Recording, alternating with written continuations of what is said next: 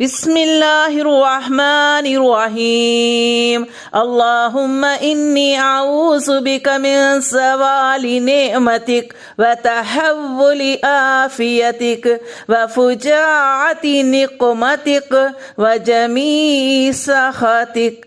حضرت عبداللہ بن عمر رضی اللہ تعالیٰ سے روایت ہے کہ رسول صلی اللہ علیہ وآلہ وسلم عافیت کے لیے یہ دعا پڑھا کرتے تھے۔ دیکھیں اس کا ترجمہ کتنا پیارا ہے، اللہم انی اعوذ بک من زوال نعمتک، اے اللہ میں تیری پناہ چاہتی ہوں تیری نعمتوں کے زوال سے، وتحول عافیتک، اور اللہ تیری عافیت کے بدل جانے سے، وفجاعت نقمتک، اور اللہ تیری اچانک کوئی سزا کے وارد ہونے سے تیری پناہ چاہتی ہوں، وجمیع سخطک، اور اللہ تیری ناراضگی سے پناہ چاہتی ہوں۔ اتنی پیاری دعا ہے۔ آپ